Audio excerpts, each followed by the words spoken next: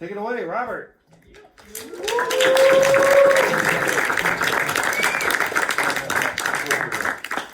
Thank you all for being here. I'm looking forward to just talking about some Brad Mehldau over the next hour. Brad Mehldau is probably my favorite pianist. How many people out there are familiar with Brad's playing? Quite a few, okay.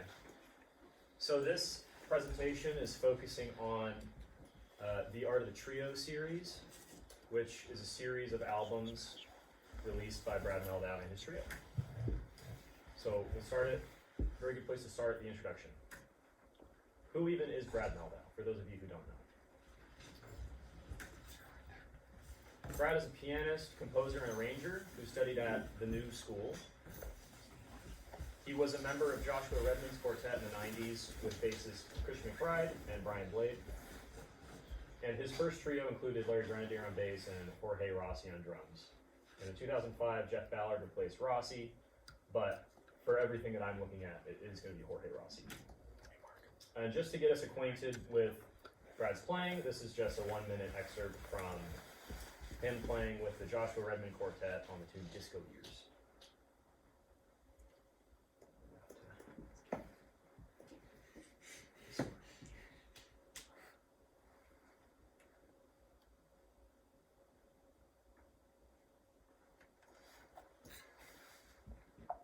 I wonder if I'm plugged into the right thing.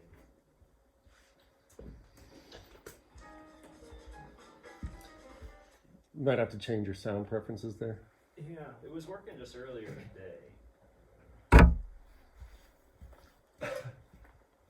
Yeah, because I mean, it was. What does it need to be set to? Is it laptop? Yeah, that's usually what I'm on. And I don't know if you are on the laptop cord or not. Yeah, this is the one I used this morning.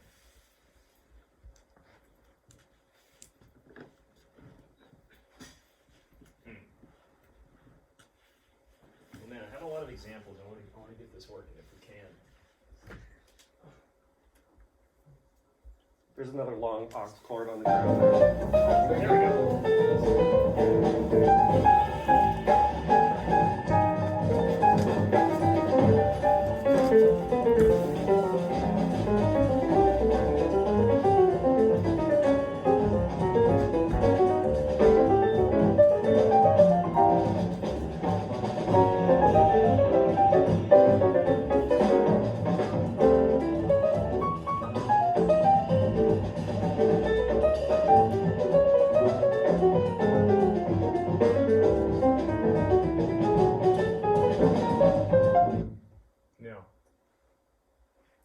Brad's playing to get you oriented.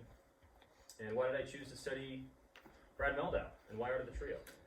So Brad Mehldau, he just sounds really good, and I always, hands down, really enjoy listening to Brad Mehldau. And a lot of other people agree that Brad Mehldau is really good, and I want to understand his playing in order to grow as a musician. I have some additional reasons. So Brad Mehldau embodies many elements of musicality that I want to emulate. His idiomatic jazz playing is what I'm looking at, but he has a lot of like classical influence in his playing, and just super advanced technical prowess, and he's really creative. He's extensively creative in his playing. And I've even seen an interview where Brad doesn't describe his playing as jazz. He's just playing music. So that's pretty inspiring to me. Why Art of the Trio? What is Art of the Trio? Art of the Trio is a collection of 4 albums by Brad Mehldau with Larry Grenadier on bass and Jorge Rossi on drums. So here is Jorge Rossi, and here is Larry Grenadier. And the Art of the Trio series is representative of Brad Mehldau's piano playing specifically, because he does play like lots of synthesizers and things on more modern projects. But I'm specifically looking at the piano playing, and it's just full of moments that really stand out to me as a listener and kind of draw me in compared to the other stuff that he's made. Volume 1. This one only got 3 stars on AllMusic, so it's actually my favorite. But I'm going to be looking at tracks Blame It On My Youth and Nobody Else But Me off of this album. We're getting a little better with Volume 2. We got 4 stars. And this was released in 1998 at the Village Vanguard. This one's live. And on this one, I have a little excerpt from The Way You Look Tonight. Moving on, Volume 3. He's almost at 5 stars at this point. This one was also released in '98. This is a studio album. All these produced by Matt Pearson. Not looking at Eddie on this one. And then Volume 4, Back at the Vanguard, another live album at the Village Vanguard in 1999. Not quite 5 stars, but he's pretty close. And we're also not looking at this. So just excerpts from the first 2 albums are what I'm looking at for this project. So going into this, I wanted to identify definitive qualities about Brad Mehldau's playing. Like, what is it that makes it, I hear something and then think, that is really Brad Mehldau, you know? I came up with 3 categories. And they sound vague, but we get into more details. So there's fast lines, there's one-note tuplets, and motivic repetition. So I'll show you what I mean. Here's some of the fast lines that stood out to me. This is from Blame It on My Youth.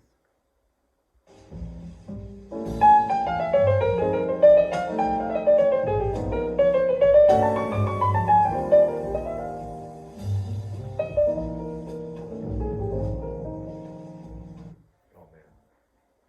Let's do that again.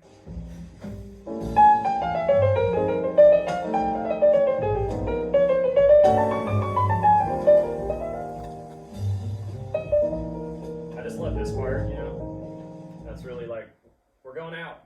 Nobody else but me.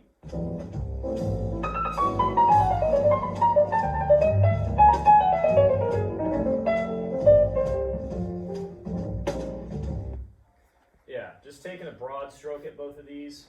You know, we see these fast lines kind of moving out and then ending with like a super diatonic inside motivic ending. Let's go on. Some more fast lines. For all we know.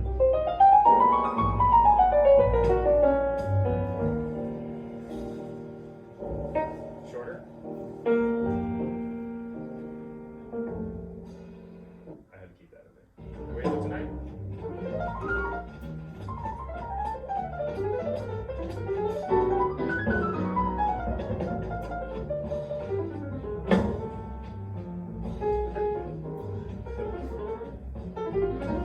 That's so great.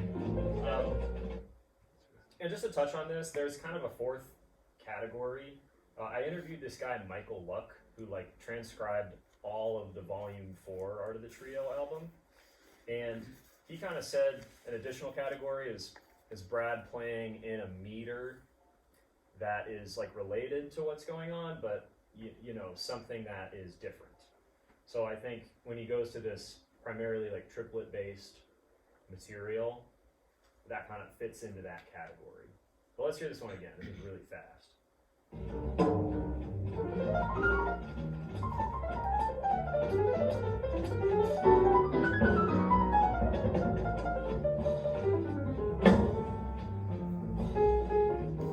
It's almost always ending with these like really clear phrases.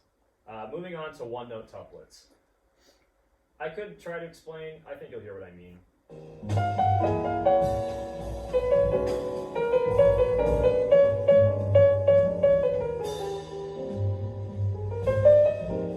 So a one-note tuplet is when he's on the same pitch for a while, and it's kind of triplety, but it's not exactly in time. There's this lilting effect to it, and it's something that he does all the time, like especially on ballads. So, you know, this is notated like 30-second rest, 30-second note. That's not really how I think he's feeling that. It's more of this falling into the next downbeat.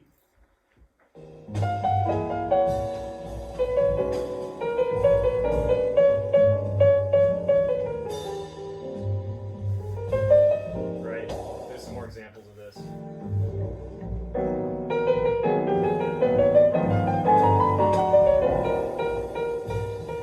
That was pretty much straight up a triplet.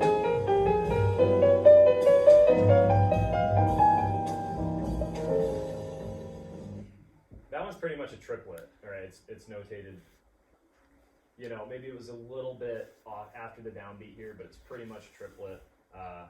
but it's on the same pitch, so I think it still fits into this category. Like he ends a phrase on that one pitch. So want to hear this?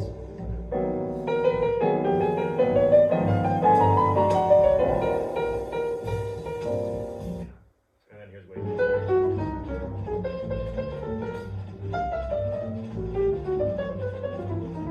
And again, this one's notated just as 2 half notes, but it's got that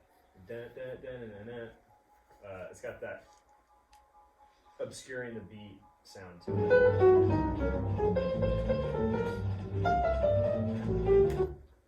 Moving on to our third category, motivic repetition. Let's just listen to this example.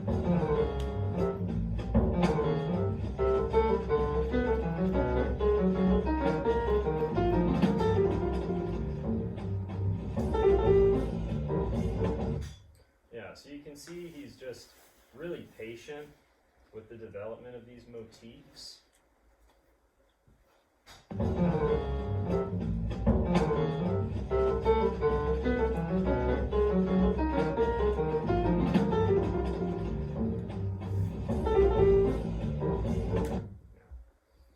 Here's another example of a motivic repetition.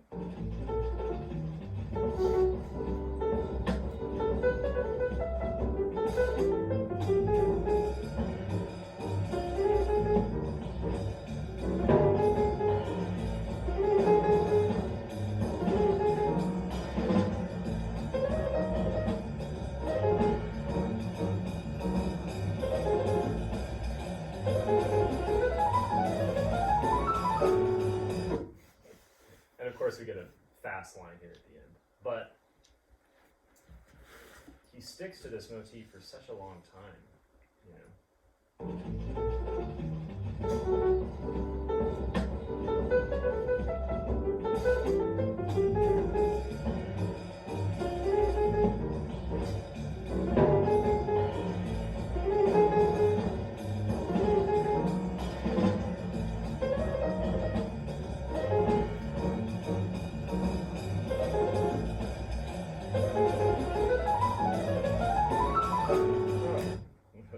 Here's some more examples. I'll blame it on my youth.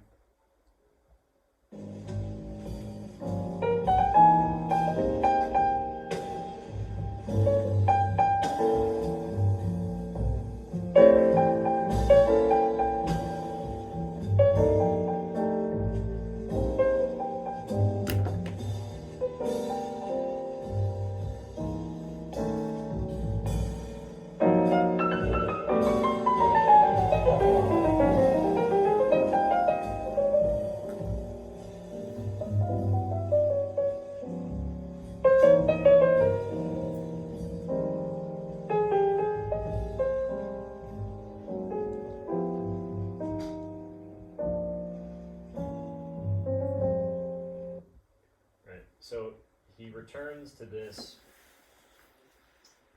2-note thing. This is something else he does. Just playing the same note twice in a row, like all the time. I mean, how many times does he return to this? 1, 2, 3, 4, 5, 6, 7 times.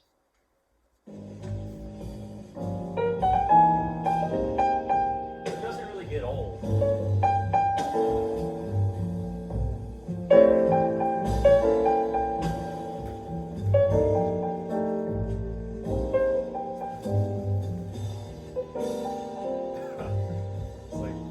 It's like just when you think there's not going to be another one, oh, there's one more.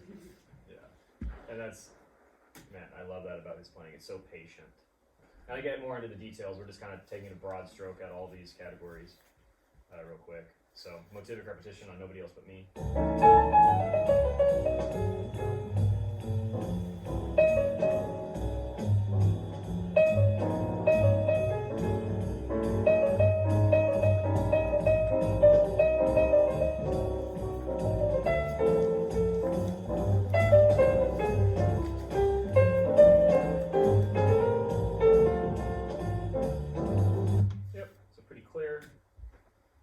Example from Nobody Else But Me.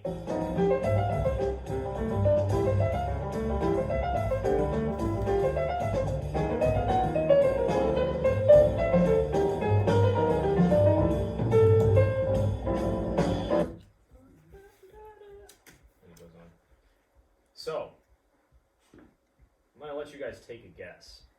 How many times in the solo on Blame It On My Youth did Brad Mehldau play 2 notes of the same pitch consecutively at the end of a phrase?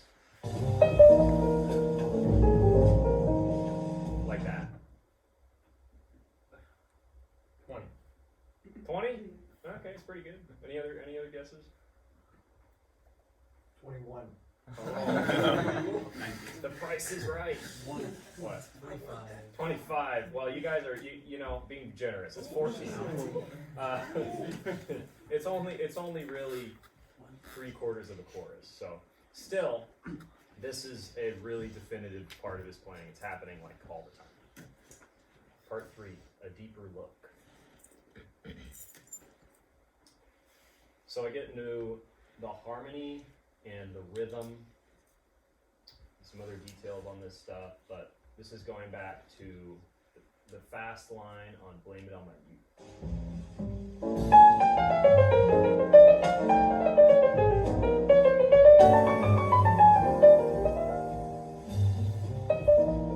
Yeah. So really all of this stuff is within the key and pretty functional. All right, just F harmonic minor over the C7, exactly what you might expect. And this is all diatonic and scalar. Some chromatic passing tones come in. And then there's this really out there sounding move, the B minor 9 arpeggio, starting right here, 3rd, 5th, 7th, 9th. And this is over a B flat dominant, which is, I'm going to get more into this later, but what's strange about this is the A natural, since, you know, in B flat dominant, like, the A flat is such a definitive note. So, anyways, we'll set that aside for now, but I'll come back to it. And then the ending is with this really clear motif, very inside, emphasizing do, sol, do, right? Like, pretty much as inside as you can get. And this is kind of representing the contour of the lines. We're seeing like down, inside, up, it's scalar, down scalar, inside, up scalar, inside, down scalar with some chromatic passing tones, and then we see an upwards arpeggio, a downwards arpeggio, and a motivic ending. So, I guess, okay, I mean, basically what's happening is this, like, you know, I guess what, this one starts down. It's just getting more and more, and then we kind of end with a motif. Just this growing zigzag thing is pretty much in every single fast line that he plays, at least on ballads. Just starting somewhere, and then growing to more extreme until it reaches a peak, and then bringing it back in with a really motivic ending.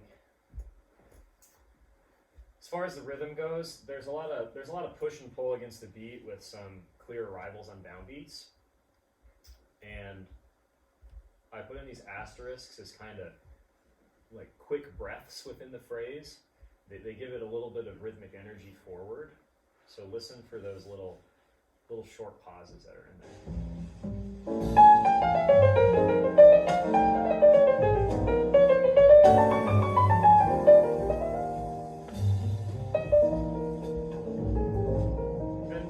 Pauses really, they do go a long way in livening up the phrase, because it's not just constant fast notes, right? There's these little moments.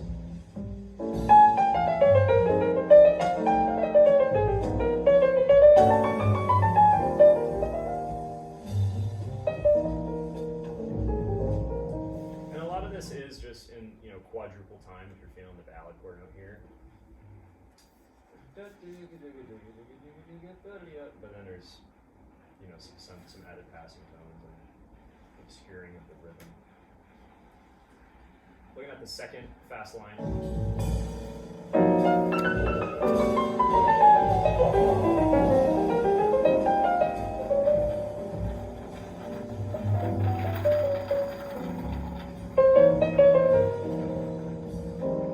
Right, this one's pretty straight up in that quadruple time feel.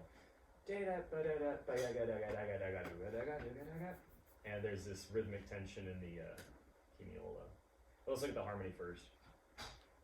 So something that I guess it was nice to find out is just a lot of the moves are very understandable harmonically.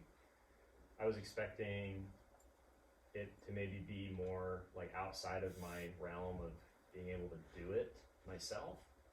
But there's some real cliches. I mean, like the altered cliche, you know, sharp 9, flat 9 right here at the beginning. If we're thinking this whole bar is E flat dominant, right? Like the E natural, F sharp, E natural, da da da.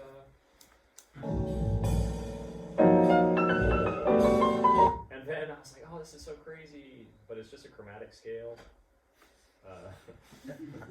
all the way from here to here. And I mean, really what sells it, I think, is the rhythm.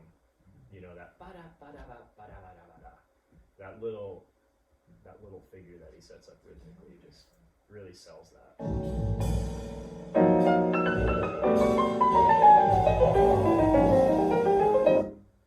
Oh no. Okay. We'll get to that. So, right, we see B major arpeggio with the flat 6. You know, 5, 3, root, flat 6, 5, 3, or 5, 4, 3. And then straight up, 3, 5, 7, 9, 7, root, 3, 5. Super inside, and then just enclosing the B flat. Ba-do-da-dee. Okay, now we have a little mystery moment. A little Mehldau mystery. Let's listen one more time.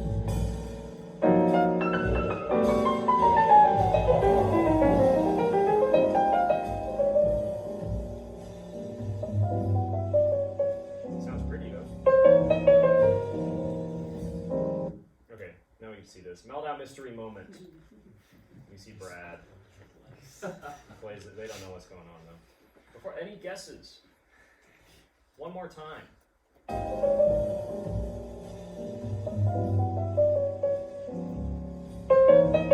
This is like the lead sheet symbol, but what's really going on?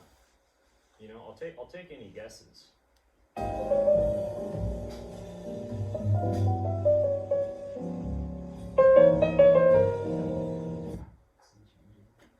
Julian Borkowski? Yeah, were you taking advantage of how they were probably going to play G minor, C7, and when the bass was probably just going to play a G, he thought, I'll just make it G major instead of, because he has all the power to subvert the harmonic content.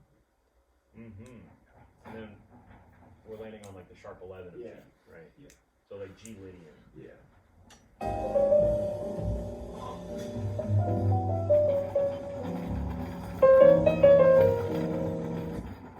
Congrats, Julian, you are correct. Let's give him a hand, guys. So that was a brilliant move. Let's see. So yeah, talking to this guy, Michael Luck, who transcribed a lot of Brad, one of his points too was that Brad just tends to take a chord quality and change it. So, right, a common sub for the one is a 3 minor, and he's just making it 3 major. So this is the bass as well. The bass is playing G.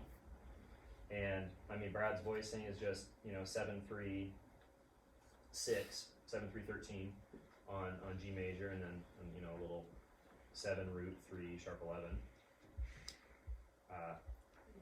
Yeah, G Lydian. There you go. Mystery revealed. Let's hear it, and you can follow the bass if you'd like.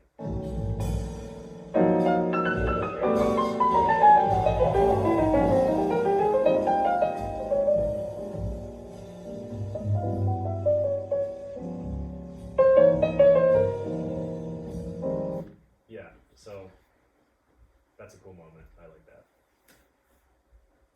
Contour. Pick upwardly, we come down chromatically, down the arpeggio, and then up with arpeggio. So it's kind of the same big zigzag motion.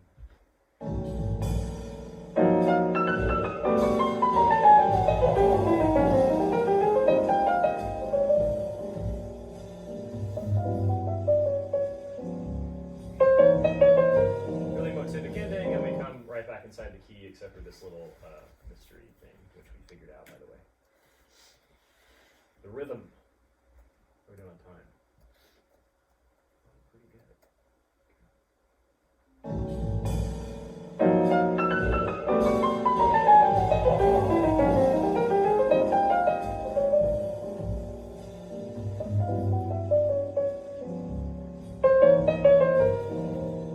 Okay.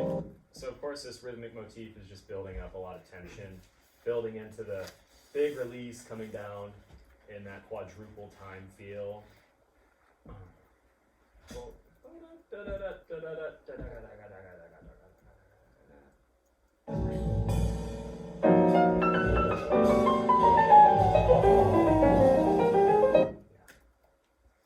Cool. So just to kind of bring everything together, for the fast lines, in harmony, there's a lot of upper structure arpeggios on the dominant chords, you know, coming off of the flat 6 major, which would give us the, right, flat 13, the flat 9, let's see, off the flat 6 would be, yeah, flat 13, root, and sharp 9.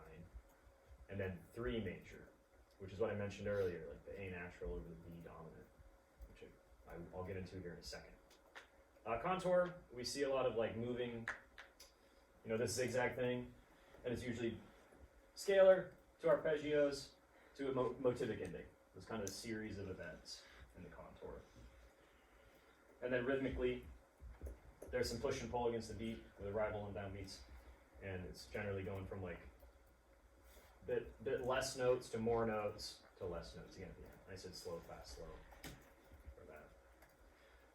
So let's take a closer look at that moment with the B minor 7 over the B flat dominant 7 with 3 major upper structure. Well, okay, I called it 3 major.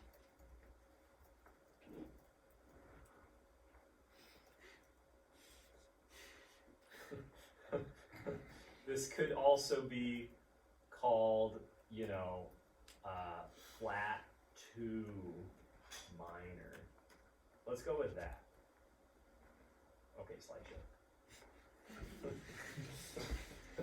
That makes more, you know, they're the same thing pretty much, you know, because B minor, D major, it's like pretty similar material. Anyway. So the D, okay, now I gotta change all of it. Okay. Oh, this is fine. We can just go, you know, B minor over B flat 7 clashes because the 7th of B flat, A flat is an A flat, and the 5th of D major, you know, the 7th B minor is an A. Okay, what's going on? And why is this upper structure part of Brad's vocabulary? Okay, so here we see the B minor 9 arpeggio over the B flat. So I took this B minor 9 arpeggio, you know, 3, 5, 7, 9, and in the original changes, this is just 2, 5, 1 B flat major, and it's not really logical over the F minor. It's not really logical over the B flat dominant with the A natural. The other notes are fine, you know, the 3rd, the sharp 5, the sharp 9. Is this note. So then, if we look at the whole tritone substitution, we sub out the 2 chord for its tritone B minor 7. It's that outline, right? So he's really thinking in the key of the tritone. It's like an E7 sus, right? Mostly logical here with the A. So just to follow along here, like thinking inside the 2/7 key in the key of A.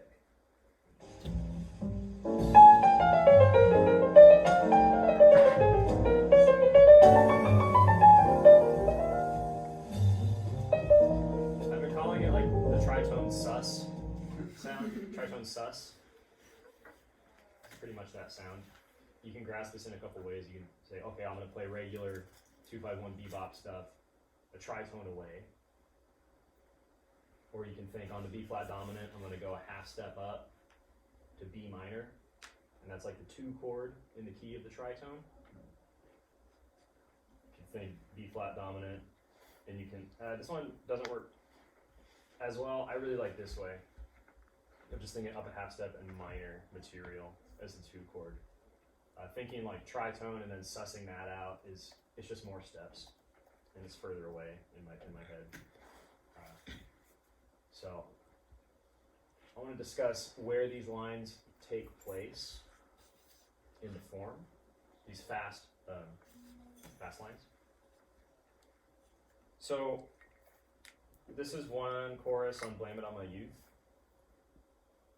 and these slashes indicate where the phrase is starting and where the phrase is ending and everything in between.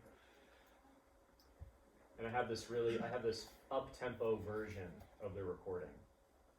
So let's take a listen together.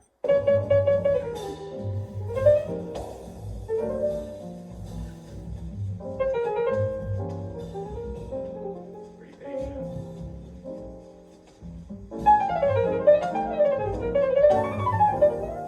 There's one. Another one.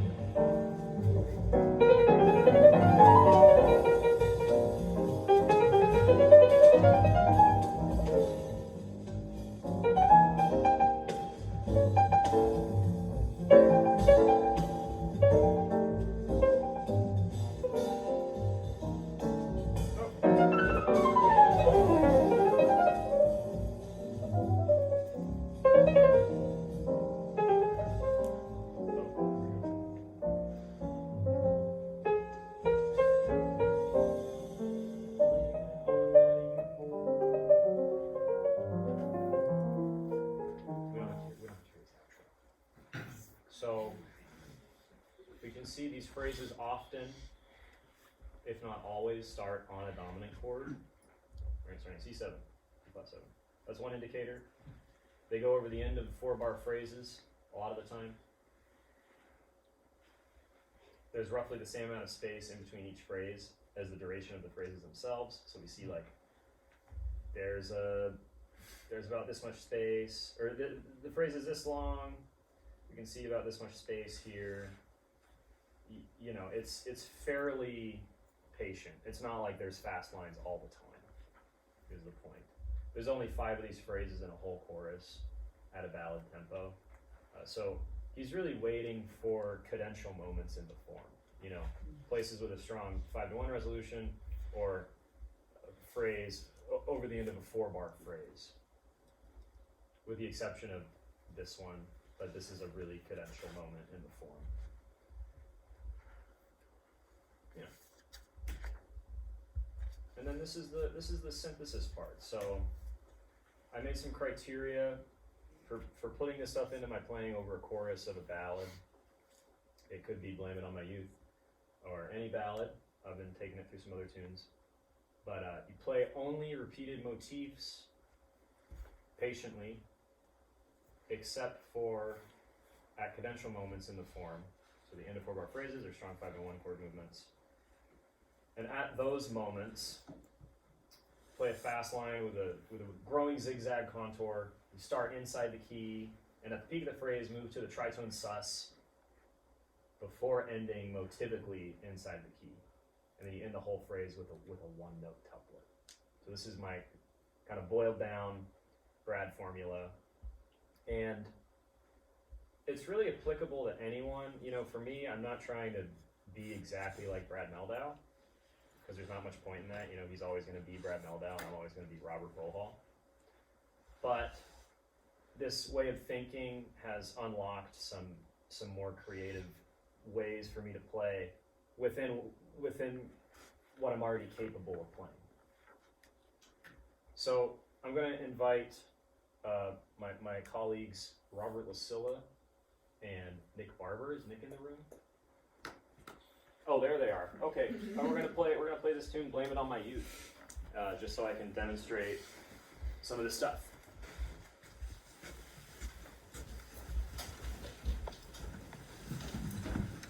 Yeah, everyone, turn your chairs.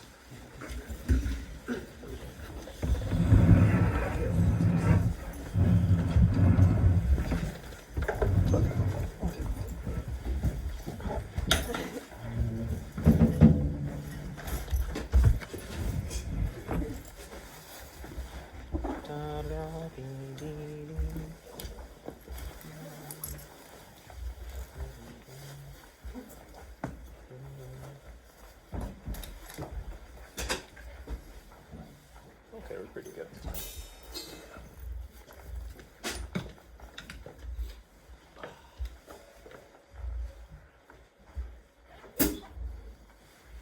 good to go. Let's play a short intro.